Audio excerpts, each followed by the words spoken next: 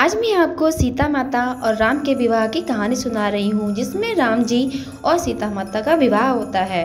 और वहाँ पे बहुत ही बड़े बड़े महापुरुष आते हैं, लेकिन राम के जितना कोई भी वहाँ वीर पुरुष नहीं था।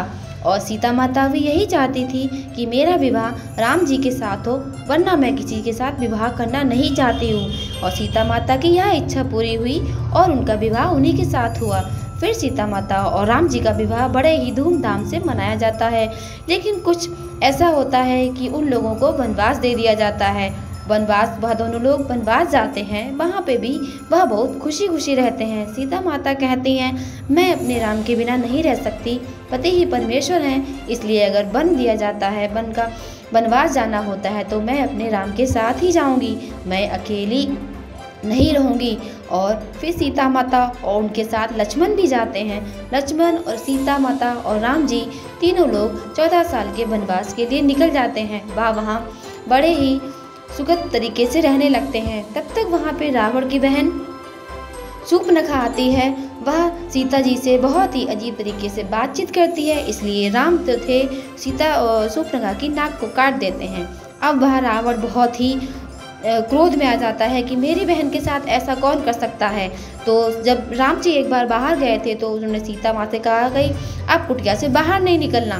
फिर वहाँ पे बाली और सुग्रीव की लड़ाई होती है। इतनी भयंकर लड़ाई होती है कि उसमें सुग्रीव बच जाता है और बाली को मृत्यु प्राप्त होती है। इसलिए वह दोनों भाई भाई होते हैं। लेकिन बाली बाद में अपनी दोस्ती राम जी से कर लेता था।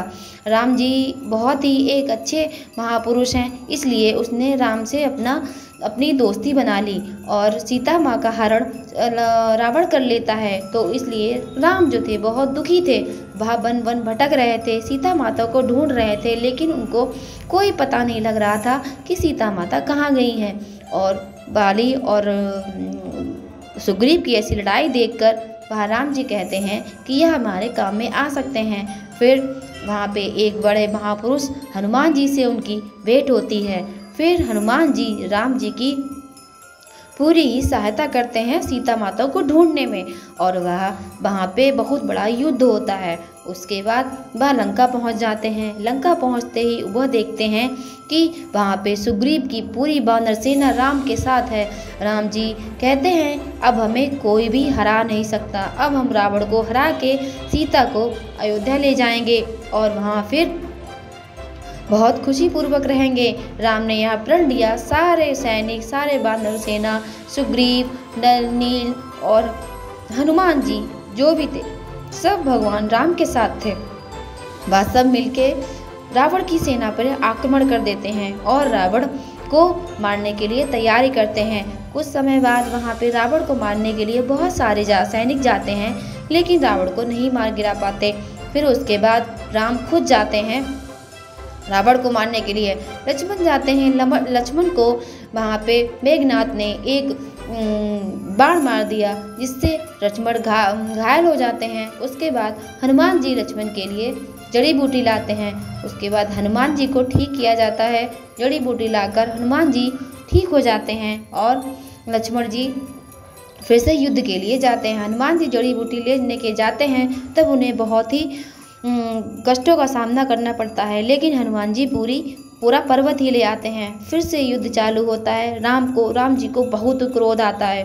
वह क्रोध में आके वहाँ के सारे पर्वत और सबको धराशायी कर देते हैं, वहाँ पे नष्ट कर देते हैं। एक बड़ा सा राक्षस आता है जो राम को परेशान करता है। राम कहते हैं, मैं रावण को मार के ही रहूँगा और अपनी सीता को लेके जाऊँगा। फिर वहाँ युद्ध चलता रहता है। बहुत ही भयानक युद्ध होता है।